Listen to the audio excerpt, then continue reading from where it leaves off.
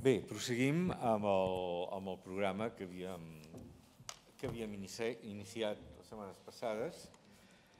En este caso, hoy tenemos la sesión que desarrollará Carmen Ortiz, que a mí me interesaba particularmente porque Carmen Ortiz es antropóloga, es investigadora del CSIC y ha estado trabajando en lo que es la creación de un espacio patrimonial, como podía ser la cárcel de Carabanchel. Carabanchel ha estado uno de los grandes símbolos de la represión franquista. En realidad podría decirse en España que había dos grandes referentes, que eran la Modelo, eran Carabanchel y alguna cosa más, ¿no?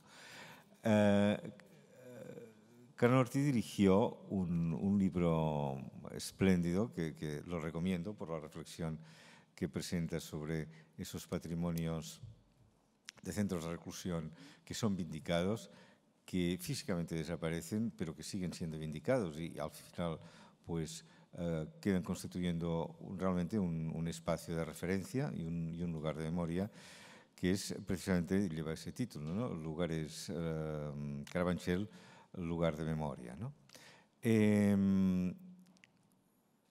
Precisamente que viniera en una serie de debates, de conferencias, en los cuales lo que intentamos es ver cómo se ha ido transformando un lugar de reclusión en un espacio memorial o en un centro de interpretación o un espacio de gestión cultural y de promoción cultural.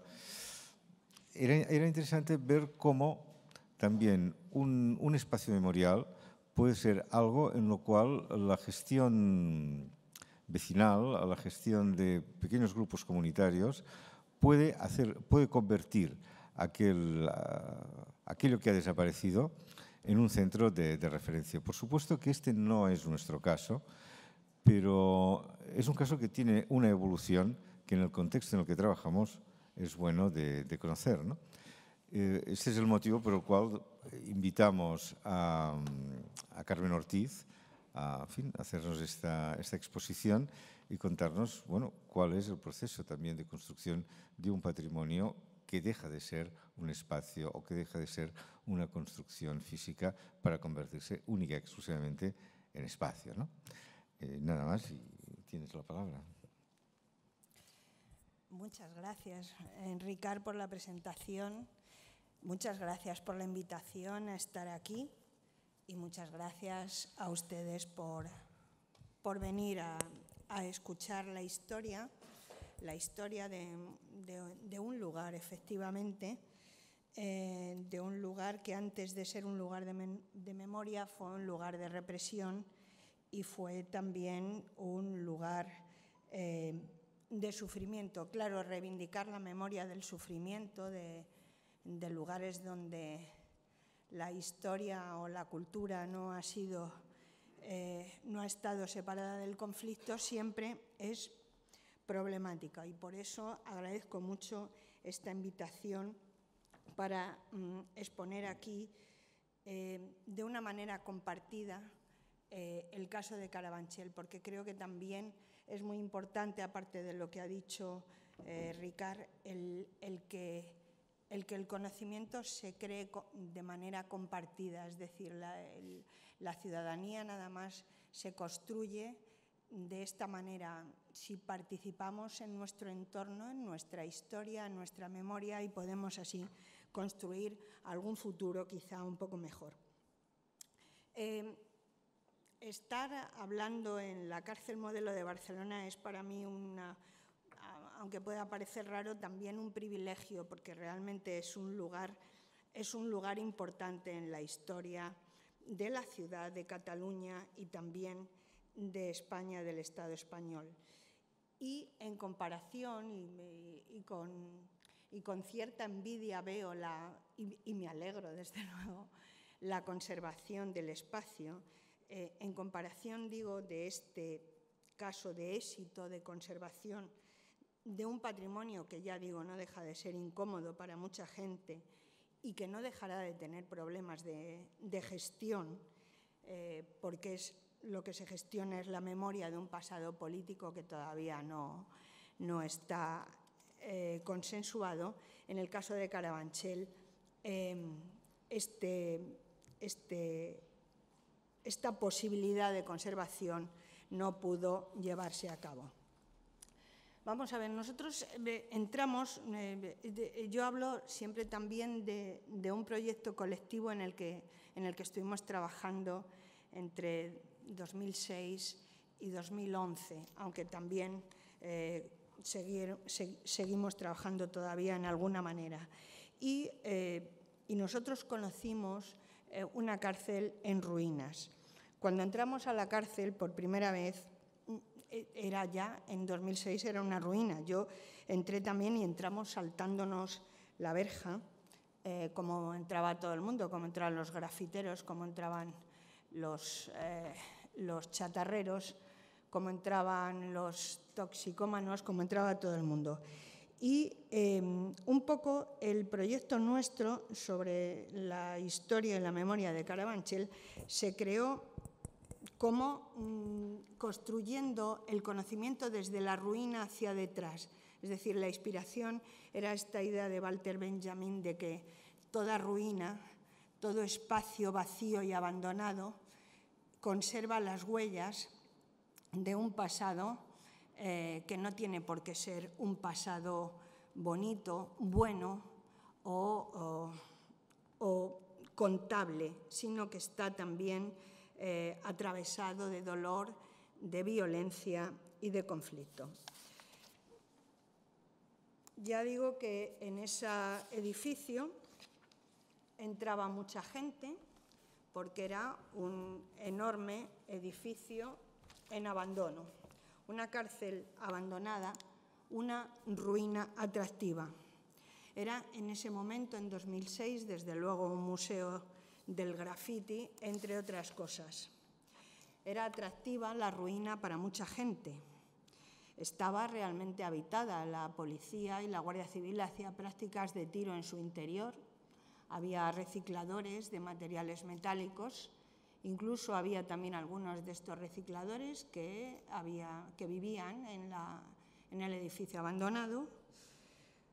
Aparecían también amantes de edificios abandonados y con morbo y buscadores de ectoplasmas y de fantasmas, y también aparecían por allí, aunque en menor medida, algunos reclusos y presos y participantes en culturas alternativas.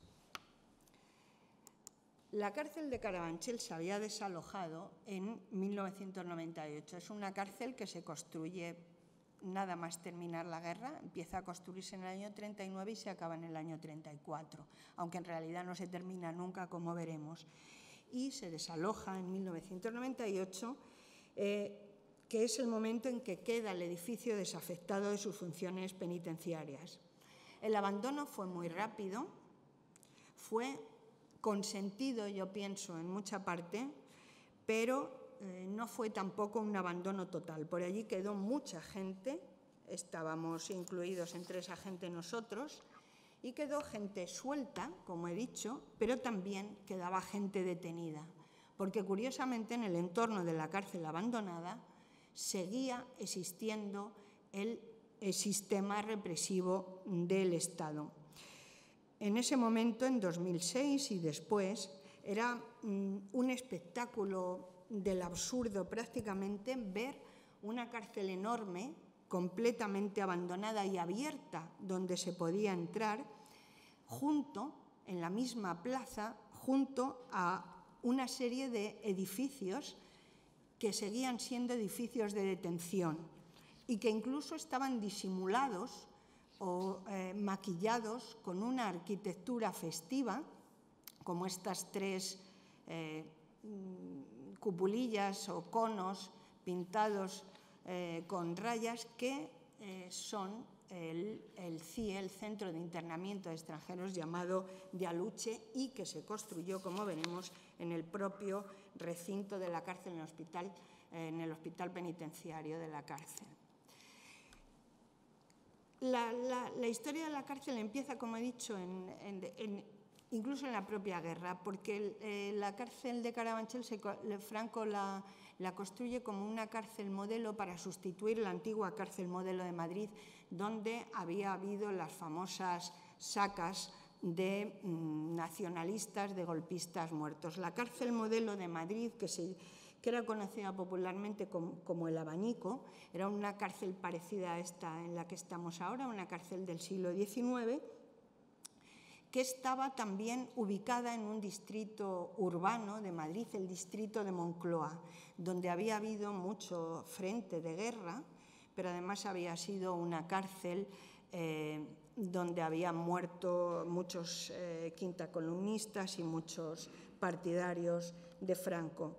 Con lo cual, al final de la guerra, esta cárcel es demolida absolutamente, piedra por piedra, y algunas incluso de sus piedras sirven para basamento de esos monumentos franquistas a los mártires de la cruzada, a los muertos por Dios y por la patria, y concretamente toda la plaza, todo el solar de esta cárcel modelo antigua de Madrid es en donde Franco construye ese edificio escurialense que es el ministerio, conocido como Ministerio del Aire, que está en la plaza de Moncloa. Toda esa zona de Moncloa que se construye en la inmediata posguerra como una especie de espacio de representación del régimen de Franco que viene desde el frente de la ciudad universitaria, donde se construye también ese arco de triunfo después, y un poco se construye como la escenografía, la representación más fascista del régimen.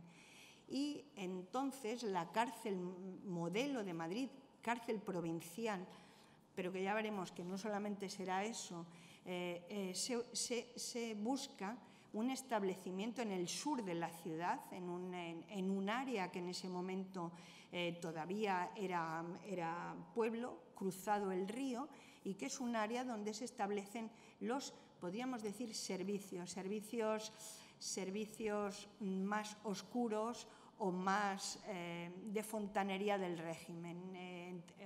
Pues son los barrios obreros, las fábricas, algunos otros centros de reclusión como reformatorios, psiquiátricos y la cárcel de Carabanchel, que se construye en este distrito, todavía en ese momento un pueblo en Madrid. Claro, la necesidad de cárcel en el franquismo, en la posguerra, era una de las necesidades más urgentes. En Madrid no se conoce todavía el número exacto, pero después de la guerra había al menos 31 prisiones habilitadas. Prisiones habilitadas quiere decir que se hacían prisiones en un cine, en un colegio o en un convento, en una plaza toros, en cualquier parte.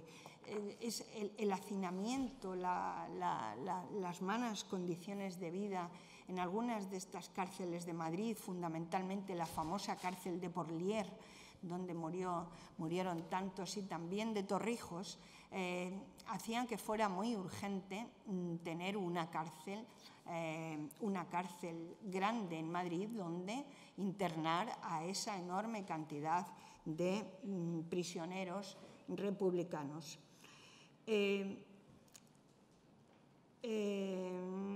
La cárcel nueva pretendía ser o fue concebida como una especie de buque insignia del sistema penitenciario instaurado por Franco en 1939, un sistema penitenciario que en realidad estaba integrado dentro de todo el sistema de represión de los partidarios de la República y que dividía a todo el país en buenos y malos, es decir, franquistas y republicanos. Sin embargo, la cárcel en su aspecto, estos son dos dibujos de un preso político, José Manaut, que estuvo prisionero en Porlier y también en Carabanchel. Entonces el dibujo del lado de allá es como dormían en los petates enrollados, desenrollados, porque no cabían, se tenían que poner así como especie de croquetas, porque no había sitio ni siquiera para tumbarse. Y claro, Manaut dice que cuando llegó a Carabanchel en el año 43-44, que le pareció aquello, pues claro, otro mundo. Sin embargo, la cárcel de Carabanchel siempre fue una cárcel política, y fue una cárcel política desde el mismo momento de su construcción, porque se construyó por parte de destacamentos penales de presos que estaban recluidos en ese momento en una de las cárceles habilitadas, el Correccional de Santa Rita, y que a partir de ahí cruzaban una parte de Carabanchel para ir a trabajar en la obra de la nueva cárcel, donde iban a ser de nuevo encerrados, y redimir de alguna manera una parte de su pena. La cárcel fue importante desde el principio y fue diseñada con mucho cuidado. Fue importante para el régimen, ya digo, era una especie de emblema, fue siempre una forma de propaganda, una especie de representación de la bondad del régimen con sus no afectos, y fue también importante porque, como he dicho, para muchos presos llegar a Carabanchel no dejaba de suponer una mejora. Una cárcel moderna, construida para el lema que estaba grabado en todas las prisiones y popularizado por el general Máximo Cuervo, que era el director general de prisiones, que decía: en la cárcel tiene que haber la disciplina del cuartel, la seriedad de un banco y la caridad de un convento.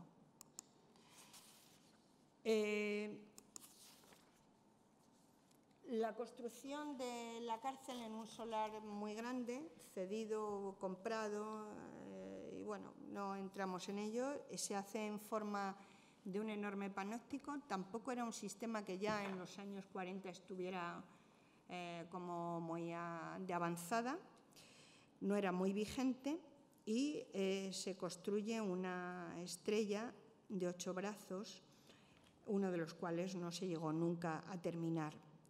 La conocida popularmente la Araña, con 7 galerías en torno a una enorme cúpula, que era la central de observación. En realidad, Carabanchel era un falso panóptico, no es un panóptico auténtico como este, porque desde la central de observación no se veía realmente los 4 pisos que tenía cada galería. Incluso había algunas galerías que no eran radiales, pero bueno, la forma indudablemente era esa. Se sitúa en las afueras de Madrid, en un área todavía no muy poblada en ese momento, que en el año 48, sin embargo, ya se constituye en distrito de la ciudad, y que enseguida empieza a compactarse como una ciudad dormitorio, una ciudad de avalancha de inmigración interior. Es una construcción faraónica, como estas que le gustaban hacer a Franco, con una enorme cúpula construida con una sección finísima, que además se construyó con cinchas de madera, en una época donde además la carencia de acero y otros materiales constructivos era dramática, podríamos decir. Es decir, que el tamaño no era como lo de la tumba de Franco, no es que la quiero más grande, no, mire, es que en general es que más grande no se puede hacer, bueno, pues lo monta usted como quiera porque yo la quiero más grande. Y esto era lo mismo, pues cuanto más grande mejor. El diseño arquitectónico del edificio central no era tampoco el típico de la arquitectura franquista de la primera posguerra, pero sí que mostraba con enorme eficiencia las funciones de control y vigilancia para las que se había diseñado. Una arquitectura imponente y moderna, entre comillas, que resaltaba la estructura de sus galerías, con una fachada neoclásica, que era lo único de tipo franquista que tenía el edificio. Como tal edificio, a mi juicio, era importante haberlo mantenido, porque su construcción explicaba por sí sola lo que ahí había pasado. Es decir, de alguna manera manifestaba tan claramente para qué se había hecho, en qué momento se había hecho y con qué objetivos, que hubiera sido importante mantenerlo como tal, como ejemplo. El proceso de construcción duró muchos años y durante estos años se fueron añadiendo dependencias. Como he dicho antes, incluso una de sus galerías no llegó a terminarse nunca, pero quedó de alguna manera cerrada. Por supuesto, la cárcel estaba cerrada con una ronda interior, otra ronda exterior, un gran muro y todas las dependencias. Claro, la cárcel era a la vez, la cárcel llamada de Carabanchel era en realidad la cárcel provincial de Madrid y era un complejo carcelario, en realidad era algo más que una cárcel. En permanente aumento sus instalaciones, se construían el hospital penitenciario, el hospital psiquiátrico penitenciario, el reformatorio juvenil, la central de observación, que era una especie de central de observación de psiquiátrica criminalística que se hace en el año 66, la Escuela de Criminología, etcétera, etcétera. Y no solamente era compleja en su estructura de edificio, sino que también era compleja en sus funciones. Era una cárcel de preventivos políticos, es decir, era una cárcel por la que pasaban muchísimos expedientados o que tenían expediente abierto en los tribunales centrales que estaban en Madrid. Primero el tribunal para la persecución de la masonería y el comunismo, luego el tribunal de orden público, es decir, que todo ese turismo penitenciario que era que todos los subversivos eran detenidos en cualquier sitio, pero debían ser conducidos a Madrid para ser juzgados por estos tribunales centrales, suponían que era una cárcel donde había muchísimos internos en estado preventivo continuamente. Es decir, no era tanto un penal, que también había algunos, como cárcel provincial era penal, es decir, era cárcel donde se cumplía pena, pero muchos de los condenados políticos eran condenados y cumplían su pena en las prisiones más conocidas como pues, Alcalá, Burgos y otros penales.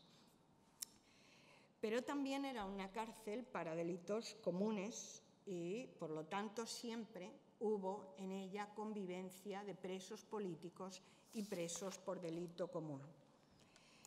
Ya digo que se ubicaba en ella otras muchas dependencias, la Central de Observación, el Instituto de Criminología o el Hospital Psiquiátrico Penitenciario, donde se ponían en práctica los sistemas represivos y carcelarios en cada época, algo diferentes, pero siempre con la misma capacidad, podríamos decir, que se mantuvo incólume durante toda la duración del franquismo. Había también el reformatorio juvenil y había también, como era evidente, el aprovechamiento del trabajo de los reclusos por el sistema de redención de penas por el trabajo, que era una de los hallazgos o invenciones más cacareadas por el régimen. Pero también era un lugar, un ámbito en este mundo carcelario donde había también una vida en forma de resistencia, como se puede ver en estas fotos hechas por los propios presos políticos a partir del año 68, que en sus propias celdas organizaban sus bibliotecas, sus espacios de vida, pero que también estaban organizados en el ámbito mayor de la galería, en las famosas comunas, dependiente de los más importantes grupos políticos. Como se ve en estas fotos hechas por los mismos militantes políticos encarcelados y organizados fundamentalmente en la tercera y en la séptima galería de Carabanchel, que llegaron a ser incluso convertidas en recuerdos, que todos ellos se hacían en este paso, porque claro, pasar por Carabanchel era fácil, era porque habías dado propaganda, porque eras del PC, porque eras homosexual, porque eras cura obrero, porque pues a Carabanchel y para allí, pues claro, pasaban todos y se hacían fotos. Había también en este ámbito de Carabanchel, pues claro, se organizaron movimientos de solidaridad, es decir, la cárcel es un ámbito siempre poroso, dentro de que es una institución total siempre, y por muy altos que sean los muros, siempre hay una interacción permanente con el exterior, y se organizaron movimientos de solidaridad con los represaliados del régimen, y como es bien conocido, de allí salieron los últimos ajusticiados por Franco con las condenas de muerte, los que fueron fusilados el 27 de septiembre del 75, los 3 miembros del FRAP, José Humberto Baena, José Luis Sánchez Bravo y Ramón García Sanz, y los miembros de ETA político-militar, Juan Paredes Manot Chiqui y Ángel Lotade. Los decretos de amnistía de 1977 liberaron a los sindicalistas y condenados por delitos de subversión de Carabanchel. Y podríamos decir que con la salida de los políticos se inaugura otra fase de la cárcel, porque como hemos dicho, Carabanchel no era solo una cárcel política, y en los años 80 se convirtió en una cárcel llena de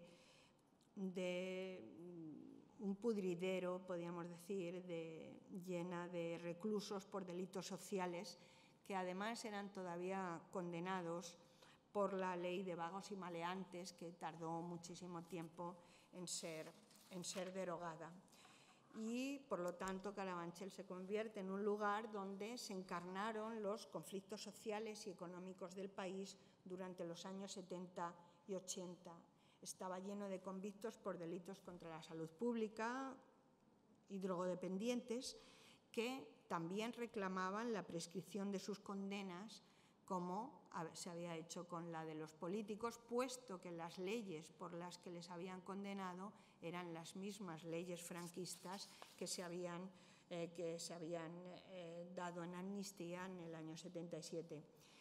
Y es así como Carabanchel, junto con la Modelo de Barcelona, es el espacio donde la COPEL, la Coordinadora de Presos en Lucha, desarrolla sus reivindicaciones y motines y otras actuaciones públicas en defensa de la dignificación de su imagen como presos sociales. Los motines de Carabanchel en 1980 y 81 fueron enormes, quemaron en gran parte la cárcel y se atrincheran allí. Vamos, que en resumen, que aquella situación de hacinamiento, de descontrol, de debates por la reforma penitenciaria se estaba haciendo insostenible, y la saturación de la población carcelaria, pero también, además, la entrada en vigor de nuevos sistemas de vigilancia penitenciaria, pues hacen que se decrete el cierre de la cárcel en 1998, aunque ya en 95 empiezan a ser trasladados los presos. Y se trasladen al final los últimos presos a la nueva cárcel provincial, que es la cárcel de Extremera, que está recién inaugurada. Carabanchel se desaloja muy rápidamente y de una manera muy poco profesional, podríamos. Y enseguida empiezan los primeros actos de memorialización de la prisión en octubre de 1988. Empiezan algunas actuaciones, se organizan visitas de famosos expresos políticos, se publica un libro con fotos y se celebran distintas actividades deportivas en sus canchas, en las canchas de la cárcel, el famoso concierto de Rosendo, el músico de rock que es vecino de Carabanchel. Y entonces empieza también a observarse el complejo penitenciario como un enorme solar, como un enorme espacio que se puede aprovechar. Y comienzan las luchas políticas entre quién es el dueño del edificio, que es el Ministerio del Interior, el Ayuntamiento de Madrid, que es el responsable de los planes urbanísticos, y posteriormente interviene la Comunidad de Madrid como responsable de las infraestructuras públicas de tipo social. La cárcel cerrada empezó a mostrar un espectáculo esperpéntico porque era permitido entrar a la ruina y había gente, y la policía lo consentía, viviendo dentro, y fuera una cola permanente de personas pasaban allí pues, frío y otras penalidades porque debían tramitar sus papeles de residencia en España, dado que en la plaza de la cárcel se había inaugurado la nueva comisaría del Distrito de la Latina, que era la encargada de la regularización de extranjeros en Madrid. Esta comisaría se abrió, se acondicionó, podríamos decir, en el antiguo hospital penitenciario e intentaba disimular su origen carcelario.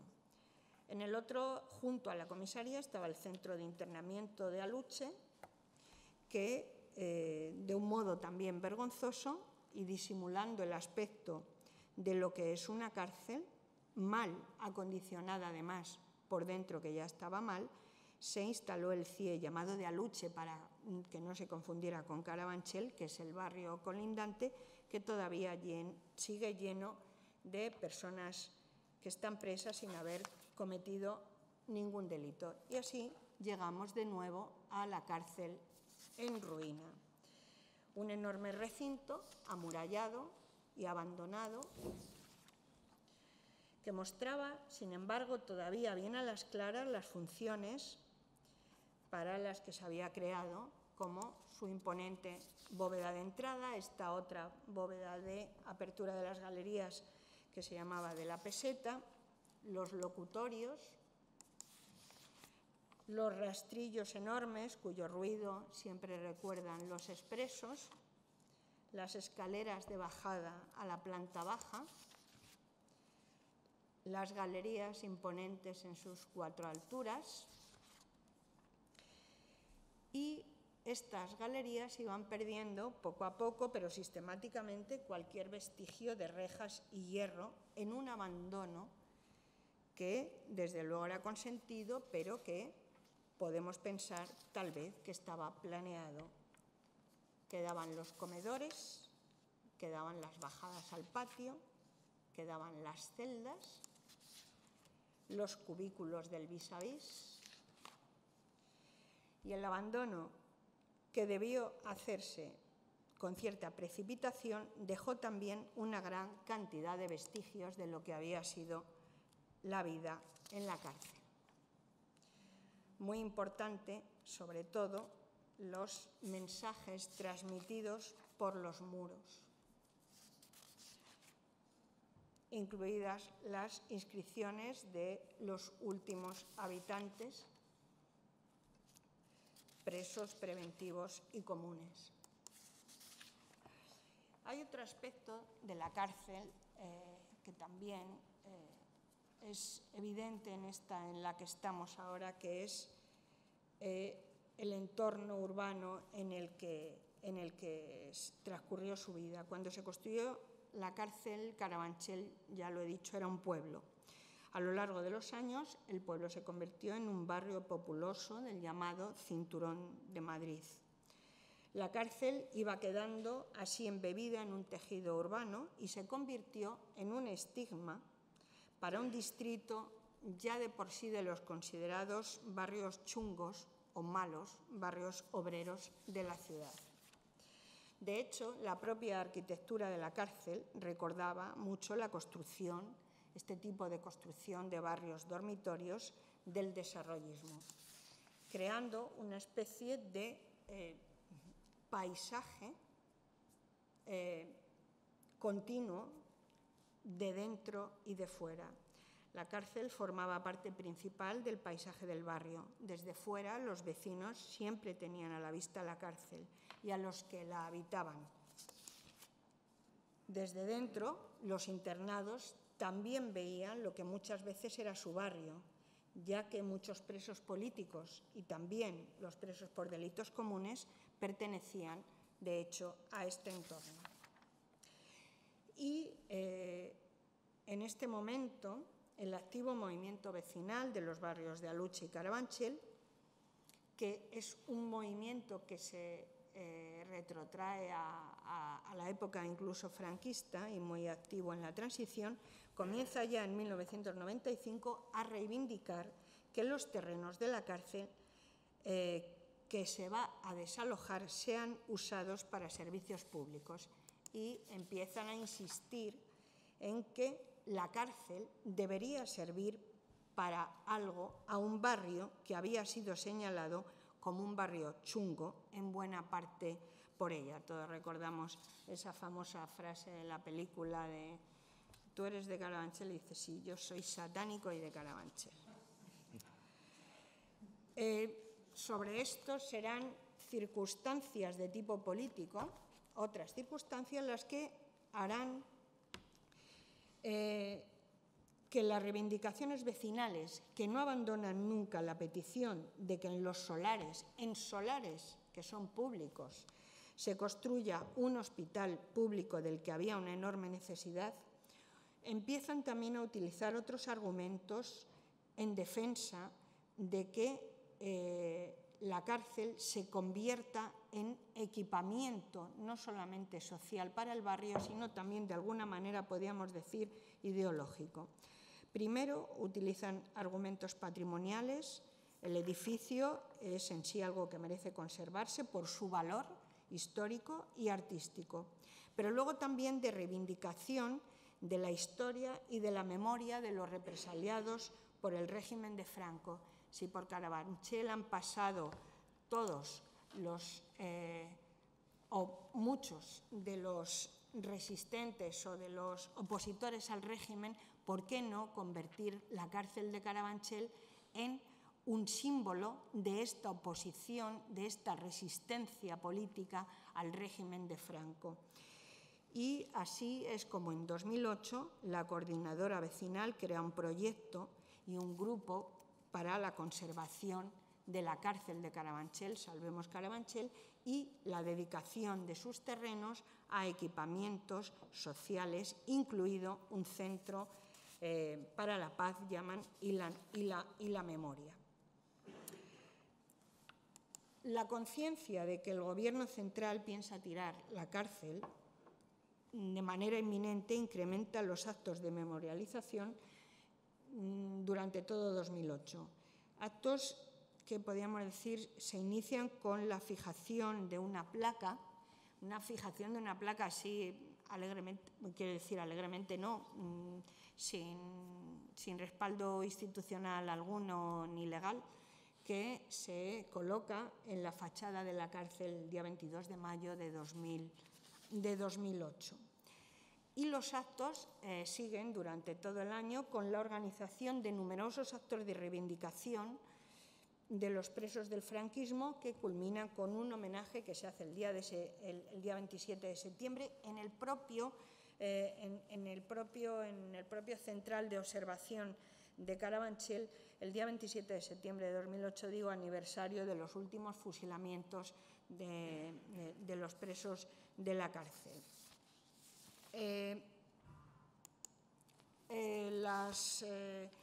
Los mismos grupos de sociedad civil organizan visitas guiadas por el interior y por el recorrido de lugares de internamiento cercano a la cárcel, y para esto se deben acondicionar mínimamente los espacios cuyo abandono había sido muy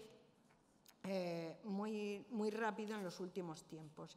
Y hubo un momento en que parecía que todo el movimiento también mediático fuerte iba a parar la demolición, pero no fue así. En medio de una gran oposición y ruido mediático y actuaciones políticas de muy distinto orden, la demolición se da comienzo en la madrugada del 21 de octubre de 2008. es curioso que esto lo han dejado así. Yo no sé por qué han dejado ese trozo, porque todo lo demás lo han roto, pero han dejado eso. La demolición es rápido, en realidad es muy rápida, se termina en el día 14 de noviembre, pero son los primeros días los fundamentales. El 24 de octubre los grupos y movimientos sociales intentan parar la demolición del edificio de la cúpula central. Se intentan las últimas actuaciones jurídicas y también parlamentarias, y se toma el espacio público, incluso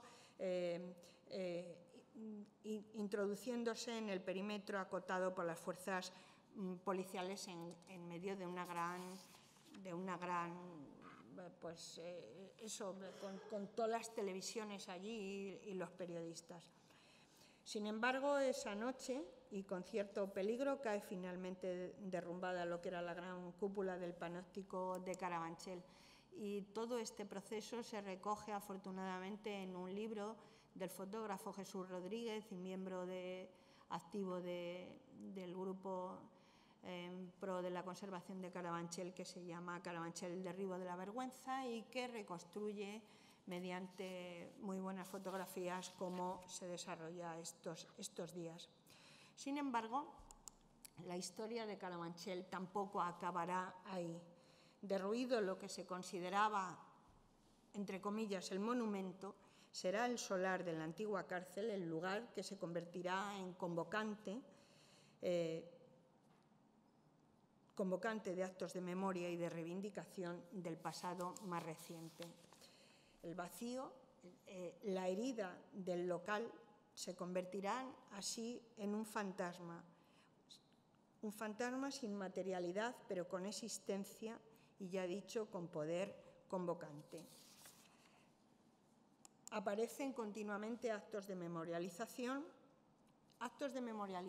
que son siempre distintos, pero siempre iguales, en el sentido de que no son actos institucionalizados, son de carácter muy efímero y, podríamos decir, de carácter civil, es decir, de abajo arriba, ¿no? Grassroots, que se dice en inglés. Y estos actos se hacen frecuentes y tienen siempre como objetivo el lugar. Son memoriales efímeros y organizados desde las bases. Y se van sucediendo y también cambiando, y en ellos van interviniendo nuevos actores. Son fechas fundamentales los aniversarios del derribo, que se hacen en octubre, y aunque la base estable es la plataforma Salvemos Carabanchel y, ya digo, la celebración de los aniversarios del derribo, la confluencia del movimiento en pro de la conservación de la memoria de la cárcel y para la construcción en sus terrenos de un centro dedicado a la memoria de los represaliados y víctimas del franquismo, con movimientos memoriales, asociaciones de víctimas y de expresos de muy distintos tipos, pero destacaría sobre todo la constitución de la Asociación de Expresos No Partidista La Comuna, que participa también en la querella, la llamada querella argentina, han sido, podría decirse, resultado de la actividad de estos grupos civiles desarrollados en el entorno de la cárcel y las activistas pro Carabanchel desde 2008 hasta la actualidad. De manera que podríamos decir que Carabanchel sigue vivo, con una existencia inmaterial, fantasmal, no institucionalizada, pero vivo como un fantasma que habita su solar y ocupa, desde luego, la memoria de todos y cada uno de los que sufrieron con su existencia. Pero es también un fantasma que acusa a quienes derrumbaron un espacio que merecía ser conservado para el conocimiento y la memoria del régimen político del que nació nuestro actual sistema democrático. Y nada más. Muchas gracias por su atención.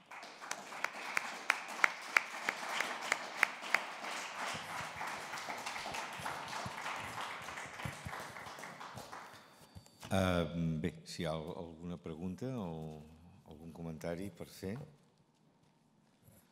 Sí? Allí baix.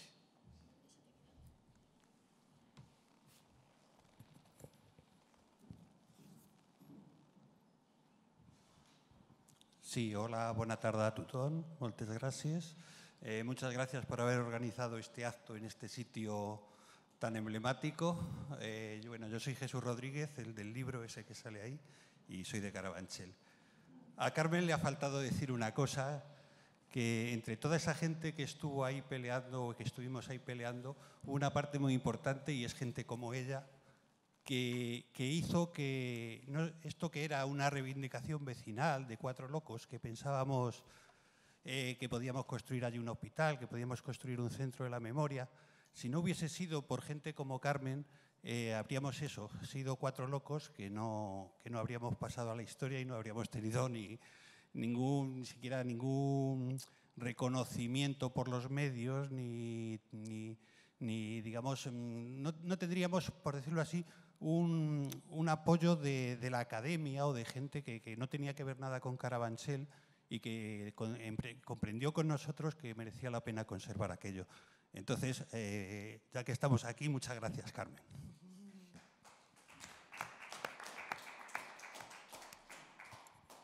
Gracias a ti siempre, Jesús. Sí, muchas gracias, Carmen, y por tu presentación. Unas preguntas. ¿El espacio físico donde estaba la cárcel es el que está, aparte del CIE, es el que está rodeado por esas concertinas y sigue siendo un espacio vacío? Y después, ¿de quién es actual propiedad de ese espacio? Si es del ayuntamiento, es de la comunidad.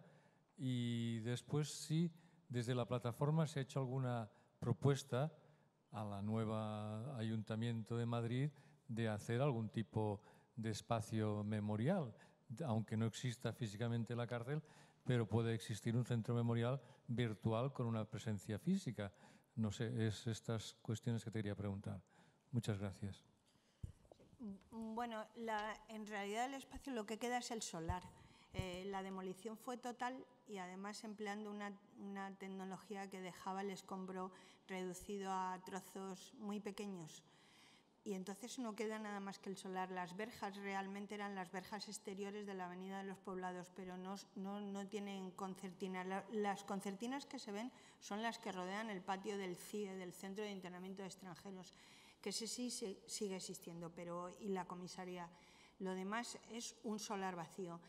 ¿Qué ha ocurrido? Que el solar de esto sabe más Jesús, se sabe muy bien todas las cosas legales, pero el solar es del Ministerio del Interior, que pensaba trasladar allí una serie de oficinas, pero también se pensaban vender ese terreno para unos pisos, porque realmente venía bien el dinero y realmente yo creo recordar que lo que ellos proponían poner allí era la Dirección General de Instituciones Penitenciarias. No se ha hecho nada, absolutamente. El solar sigue siendo tal. Claro, yo me acuerdo siempre de una de las entrevistas que tuvo la gente con la que era directora general de Instituciones Penitenciarias con el gobierno de Rubalcaba, la señora Gallizo, y que le dijo a la gente, no, si no os preocupéis, la cárcel la vamos a tirar porque eso no se puede mantener, pero un monumento va a haber. Y claro, la gente le decía, pues señora, si eso no se le ocurre ni al que asó la manteca, ¿cómo va usted a tirar el monumento para luego poner un monumento? A ver si se cree que somos tontos. Entonces, sí, el movimiento sigue. Hay ahora mismo en estudio las posibilidades de hacer un centro memorial, una conmemoración, algo en Carabanchel, pero yo tampoco sé cómo están. Sí, hay varias propuestas y varias actuaciones, pero ninguna que yo sepa, no sé si Jesús podrá aportar seguramente algún dato más concreto, que yo sepa ninguna todavía muy elaborada en adelante. Sí.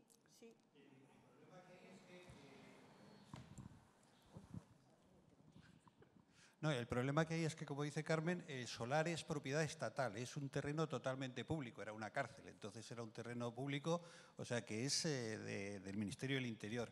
Si entráis en la página de la Sociedad Estatal de Instalaciones Penitenciarias, podéis ver que está a la venta todo el terreno. Todo el terreno está a la venta, ¿no? Y en cuanto a lo que decías del memorial, el ayuntamiento, precisamente en esta zona donde estaba esto que son unas velas que colocamos en 2010, ahí hay un trocito de terreno en que digamos, la valla se separa un poco de la acera y el Ayuntamiento de Madrid sí ha dicho que va a instalar allí un memorial. Pero no puede hacer nada el Ayuntamiento con los terrenos. Los terrenos son del Ministerio del Interior.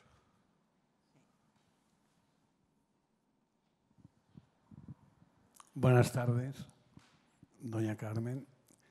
Cuando nosotros aquí iniciamos los primeros movimientos para conseguir evitar el pelotazo inmobiliario que se preveía y creamos una plataforma ciudadana, la Model per la Cultura, entramos en contacto con vosotros, tuvimos algunas conversaciones con teléfono. Nosotros somos de la Asociación Cultural Helios Gómez.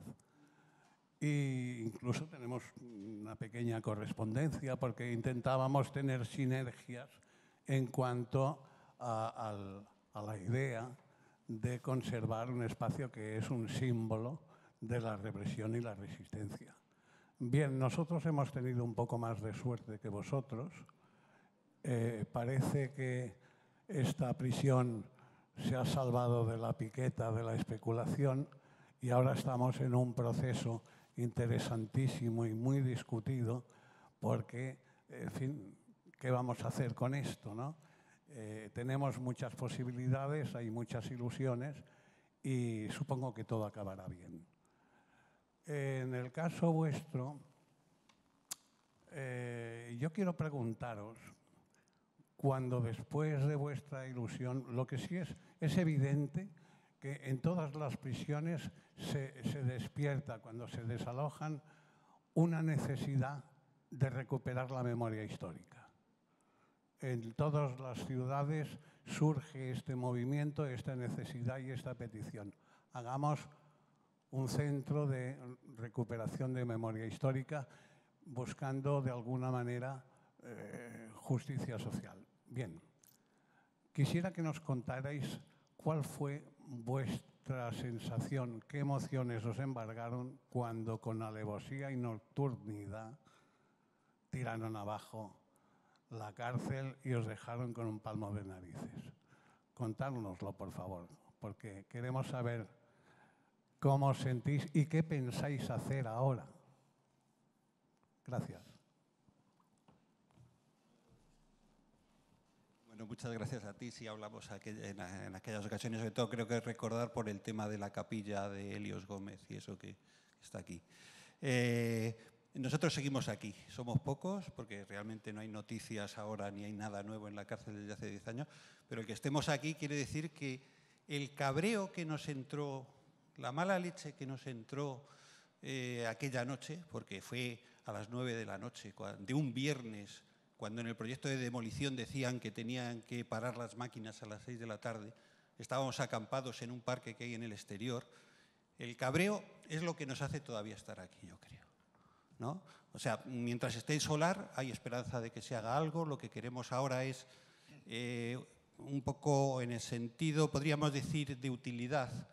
La idea sería cerrar el puñetero CIE y, aunque no es el edificio más bonito de los que había en la cárcel, o más simbólico, o más representativo, o más importante, que se haga allí el centro de la memoria, o como lo queráis llamar, porque ahí ya tendrían que entrar otras personas a decir qué se puede hacer allí, cómo hacer un espacio de museo, de memoria, de recuerdo, que también fuera un espacio para la ciudad, o sea, como puede ser aquí, o sea, que tú tienes un espacio, no tienes por qué tenerlo lleno de recuerdos, de fotos ahí, podríamos decir, estáticas ni nada, ¿no? Se pueden ser otra gente la que decida que, aparte de que pueda haber un espacio que creemos que merece la pena que lo hubiera allí, pues que haya espacios pues para el barrio, para hacer, en el caso nuestro de Carabanchel, estamos al otro lado del río, podría contar, como ha apuntado un poco Carmen, los miles de desequipamientos que tenemos allí, encuentras que en otras zonas de Madrid ponen lo bueno y ponen los museos y a nosotros nos llevan pues, los crematorios, los cementerios.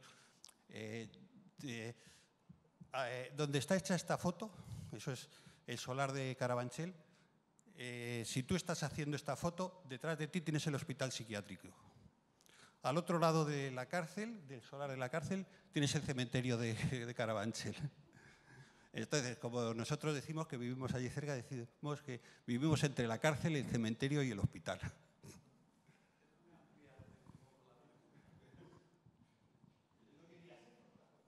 Quería ampliar un poco la pregunta, para nosotros es interesante.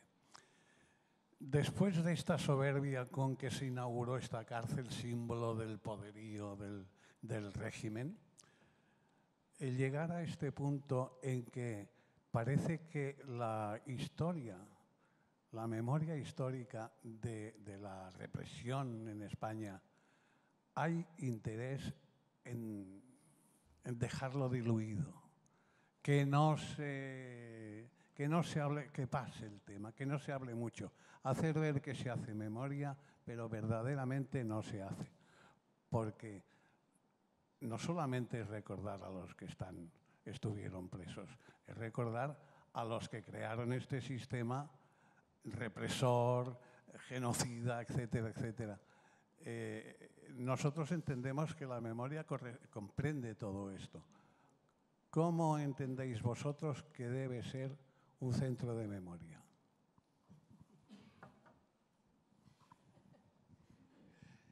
Yo le pregunté a Ricard Viñes hace 2 meses o 3 meses en Madrid, que estuvo allí dando una charla, que cuál era el mejor museo de memoria que él conocía. Y dijo que ninguno.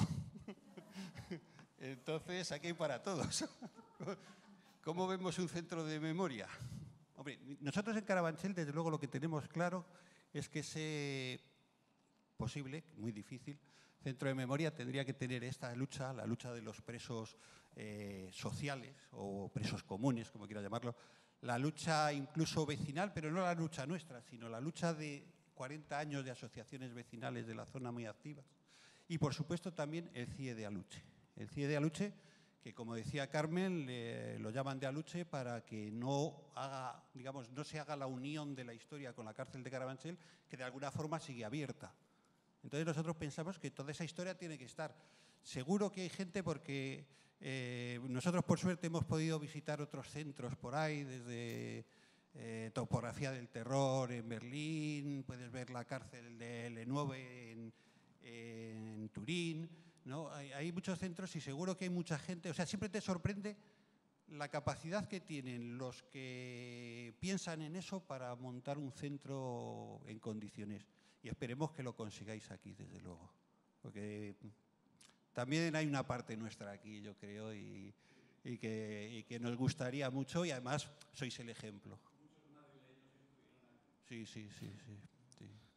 Y sí, como decíamos antes, si yo no estoy más emocionado es porque ya es la 3ª vez que la visito. O sea, que no creas que es, o sea, ya he estado 3 veces aquí visitando.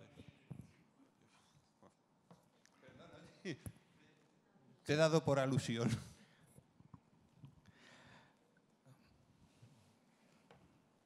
Bueno, Carmen, muchas gracias por tu exposición. Yo quería preguntar un poco, cuando estabais hablando de memoriales efímeros que se han ido haciendo, y a mí me parece muy interesante este aspecto, la pregunta es, ¿se han continuado haciendo hasta nuestros días? ¿De alguna manera estáis reflexionando sobre estos memoriales efímeros? ¿Qué significan y qué están representando para la gente? Los que están participando y los del barrio que ven estos memoriales efímeros, ¿no? Un memorial efímero es difícil de recoger, ¿no? Pero de alguna manera, ¿cómo esto también está constituyendo un espacio de memoria, ¿no? Pongo esta cara tan rara porque es que tengo una luz que me da ahí como si me estuvieran... O sea, es una cosa como... Ay, gracias, porque es que justo me daban todo entre los 2 ojos. Pues, claro, bueno, vamos a ver, hay el aspecto de quién es el dueño de los monumentos o de los espacios de memoria, o qué es un espacio de memoria, tiene mucho que ver con el poder y con quién, y con el Estado, y con las narraciones o relatos históricos que todos los ciudadanos aprendemos sobre nuestro país, nuestra ciudad, nuestro espacio más cotidiano. Y estamos acostumbrados a que esto siempre sea hegemónico, es decir, pues hay una guerra y hay unos monumentos al soldado desconocido, no a los soldados, no a las víctimas concretas.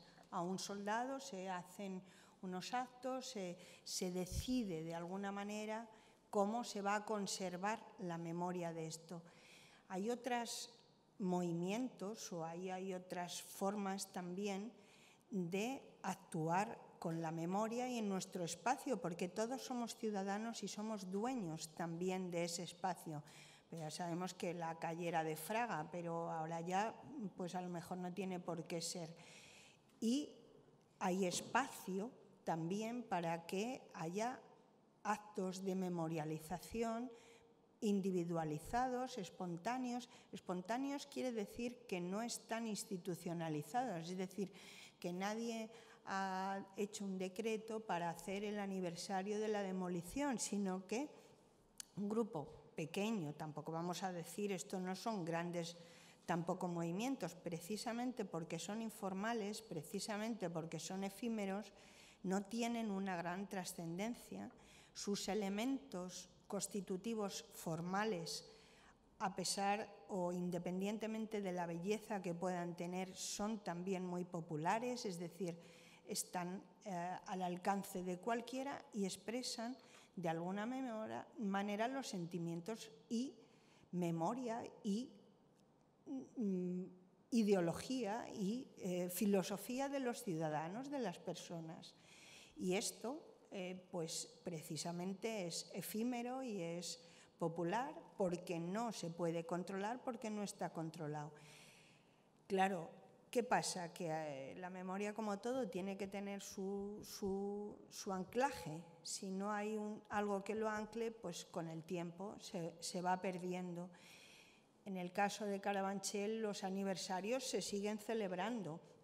Ya digo, incluso con siempre hay nuevas incorporaciones, nuevas cosas, pero también es verdad que el tiempo va pasando y que los actores también básicos pues son menos, aunque están también implicados en otras luchas. Es curioso porque el movimiento de Carabanchel no solamente ha dado lugar a esta cuestión importante de los presos de la Comuna, había muchos presos que no habían querido ir nunca a la cárcel porque es un recuerdo muy doloroso, porque es un estigma, porque el emprisionamiento se lleva siempre, aunque haya sido expreso, pero a partir de que se hizo esta especie de reivindicación del espacio de memoria, de la dignificación de su propia experiencia de expresos, empezaron a ir.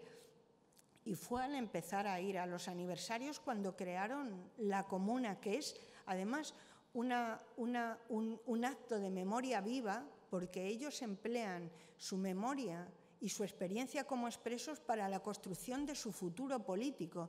Ellos se consideran víctimas de la transición y, por lo tanto, construyen su experiencia política para el futuro en su experiencia de pasado carcelario.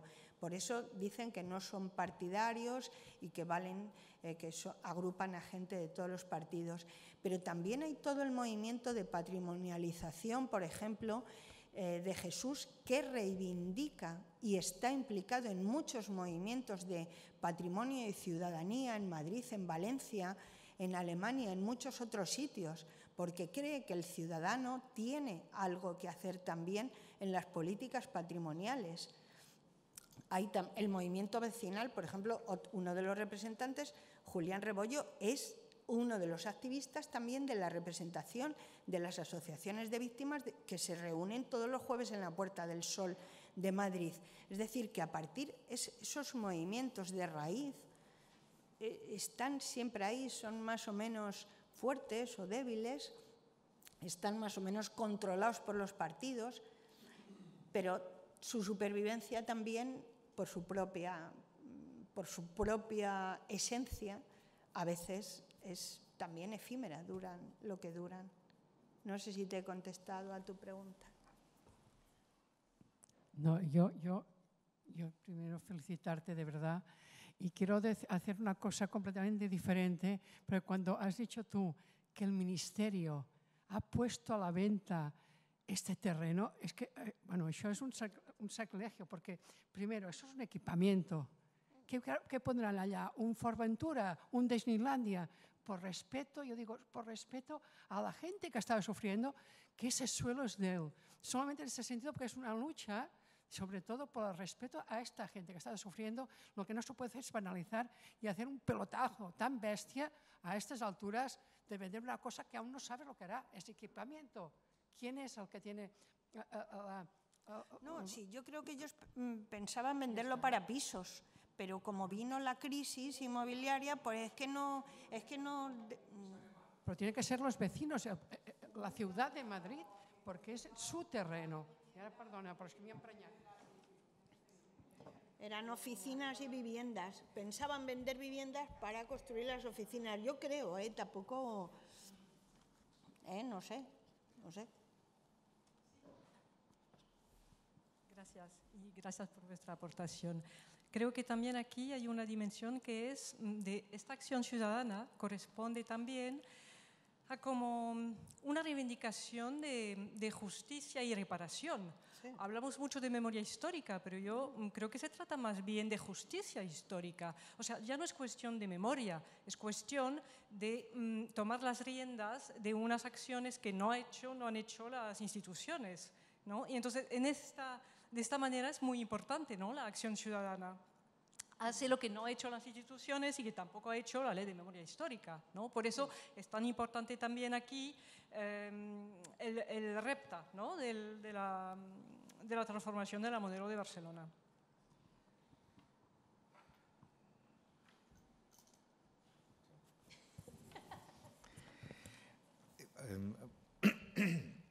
En realidad, lo que tenemos cuando estamos frente a un lugar de memoria, estamos frente a un espacio de poder.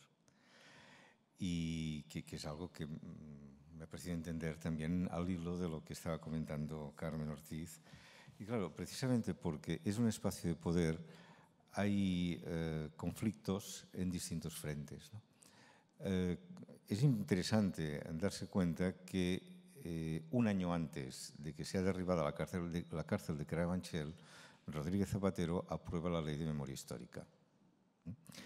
Una ley, es decir, estamos ante una administración en la cual genera una ley porque realmente a lo largo de los años había ido apareciendo una cierta presión, tampoco vamos a exagerar diciendo que una gran presión, sino una cierta presión de entidades, posteriormente de opinión pública, aún un poco más posteriormente o mezclado con ello de lo que podemos llamar el universo académico, que lo que genera es poner en la agenda política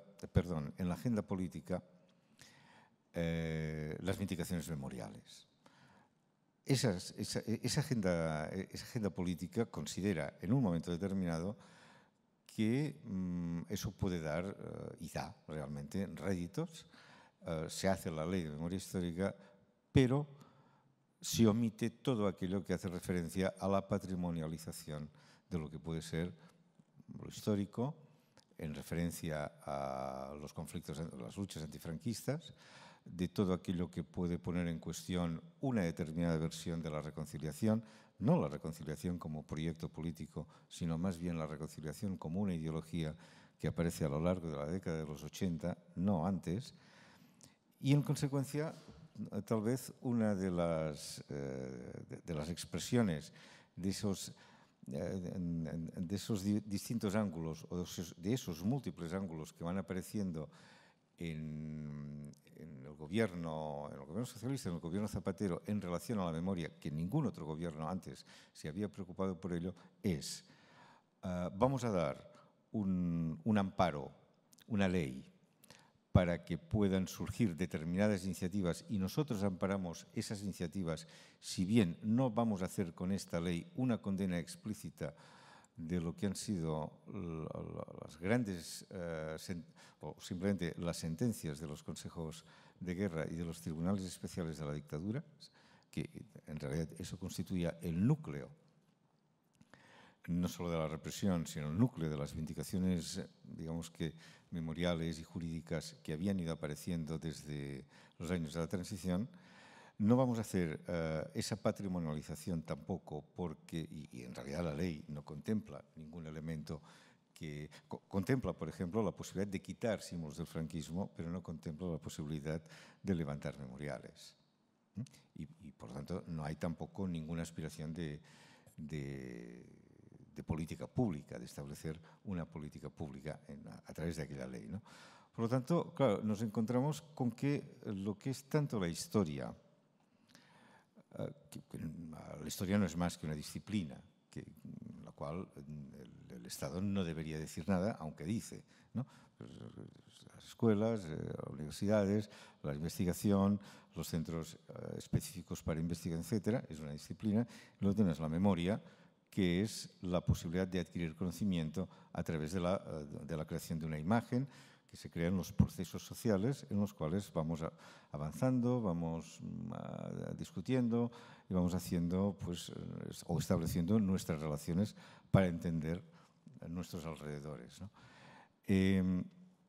Tanto en lo uno como en lo otro, es decir, tanto en la disciplina, en la historia como en la memoria, si no hay estructuras de transmisión, desaparece. En la historia no es problema, porque en la medida que es una disciplina, esas estructuras de transmisión ya se contemplan en las mismas estructuras de Estado desde hilo tempore, ¿no? En la memoria es otra cosa. En la memoria, si no hay esas estructuras de transmisión, puede haber elementos efímeros importantes porque actúan ellos mismos de transmisores, pero en la garantía de que exista esa estructura de transmisión, la administración es básica. Si no interviene, bueno, la cosa va mal, ¿no? Claro, y luego tenemos ejemplos curiosos.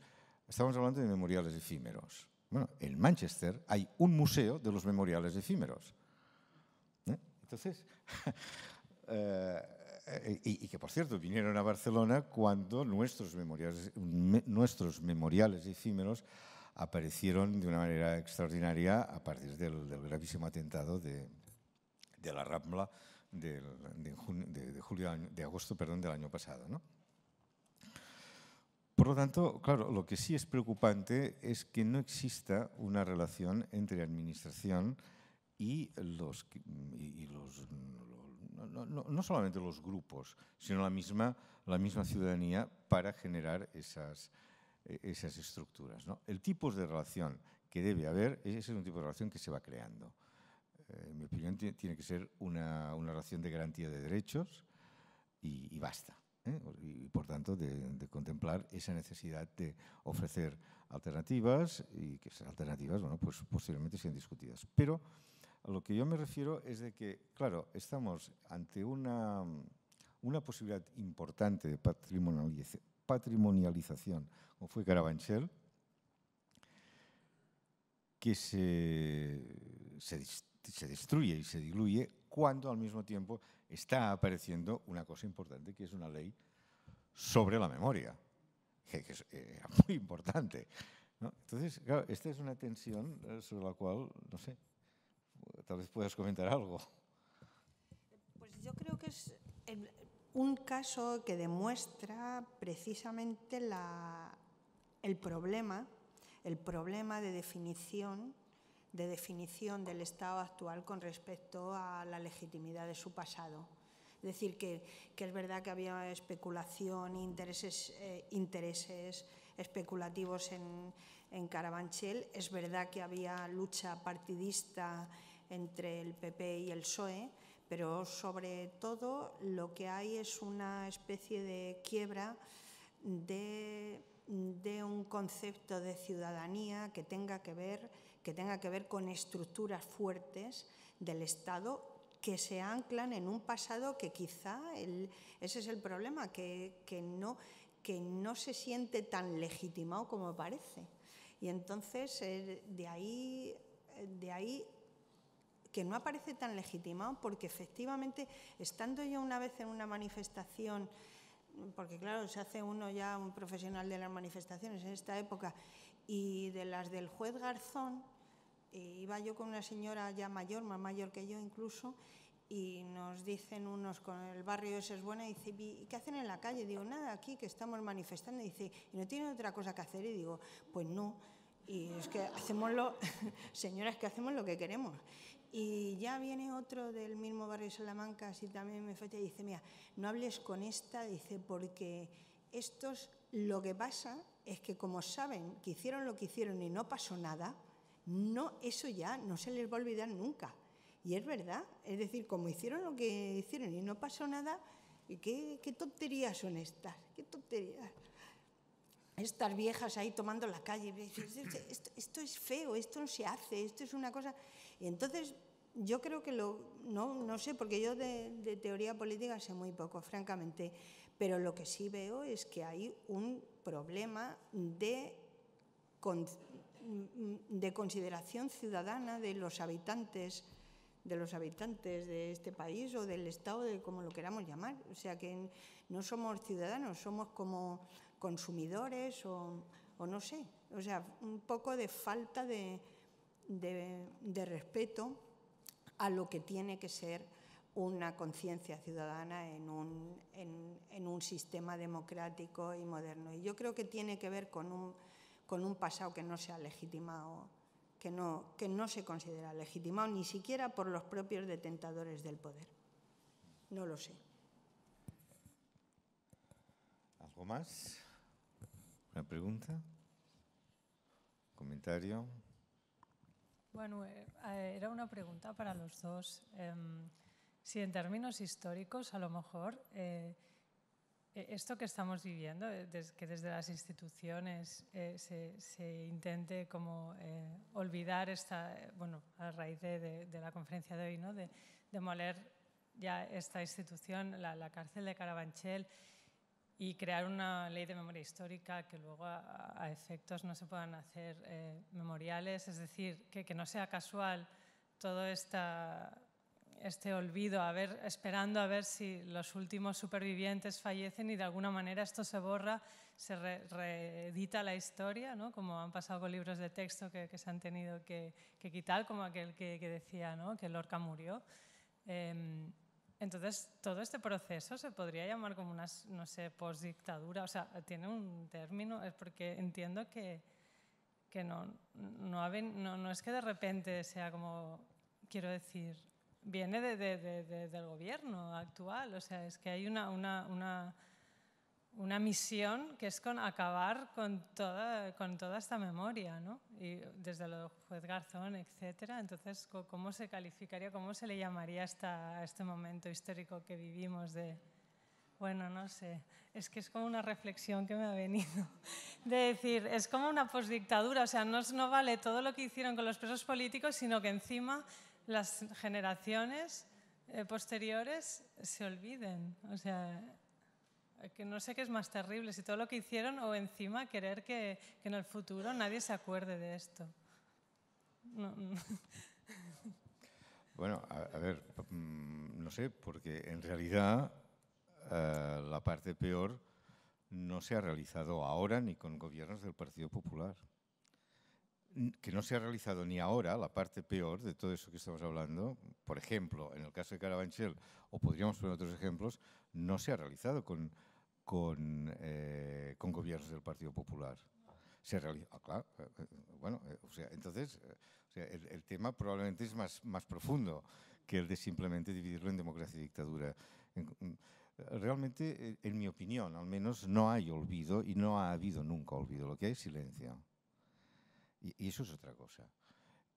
Precisamente porque si hubiera olvido, poca cosa puedes hacer, aparte de inventar. En cambio, si lo que hay es silencio, eso es otra cosa. Entonces sí que la transmisión es posible. Y se ha ido se ha ido realizando esa transmisión, se han perdido muchísimas cosas no sé, particularmente, quizás lo más doloroso es que lo que se ha perdido ha sido pues, una transmisión de principios éticos, ¿no? Cuando digo principios éticos, por ejemplo, de todo lo que ha sido la expresión de la moralidad de la resistencia. O sea, ¿por qué alguien resiste a una situación que no es tolerable? ¿No? Probablemente es por razones éticas, ¿no? Y eso es lo que hace que sea o un partisano o un militante o, bueno, etcétera, lo que sea. Eso es precisamente lo que a partir de los años 80, no en la transición. La transición yo creo que es un momento mucho más glorioso de lo que se está, eso lo digo con énfasis, ¿no? Es mucho más importante desde el punto de vista democrático, desde el punto de vista de vindicación memorial, etcétera, de lo que últimamente se está comentando, se está diciendo y se está revisando incluso. El problema para lo que afecta a lo que estamos comentando, en fin, aquí, es decir, políticas de memoria, la memoria en sí misma, la transmisión, lo que son momentos absolutamente negros, décadas negras, es la de los años 80 y principios de los 90. Esos son los momentos graves, en donde, bueno, a ver, es que no hay una ley de indemnización a los presos políticos hasta los años 90. O sea, ¿qué está sucediendo en la década de los 80? Bueno, aquí os podría poner muchísimos otros ejemplos. Por lo tanto, me refiero a que no es un problema de dictadura o democracia, porque en la dictadura hay unas políticas de memoria muy fuertes y muy densas, en las que hay una memoria que es memoria oficial y hay otras memorias que tienen que ser expulsadas. Pero es que no tenemos que olvidar que incluso esto sucede también en democracia. Es decir, en definitiva, la memoria no es otra cosa, entre otras muchas, que una estructura sistemática para olvidar aquello que no quieres recordar. Por lo tanto, saber qué es aquello que se quiere recordar nos da un pálpito muy interesante de lo que es una sociedad. En los años 80 y en los 90 sí que hay también un discurso memorial, el cual dice concretamente que lo único que puedes recordar es que no debes recordar nada, porque si recuerdas lo que pasó, puede estallar un nuevo conflicto civil. Ese es el discurso de los 80 y de principios de los 90. Y ese es el discurso que desde una absoluta subalternidad se intenta desmontar, pero desde una subalternidad. Y cuando uno ha comprobado qué es ser hegemónico o qué es ser subalterno, bueno, o sea, la diferencia es importante, ¿no? Por eso son importantes las instituciones y por eso es importante establecer políticas públicas de memoria, porque si no, esas transmisiones se acaban, ¿no? ¿Si quieres decir algo? ¿Si hay algo más? Pues dar las gracias nuevamente a Carmen Ortiz por haber aceptado venir y nada más. Muchas gracias.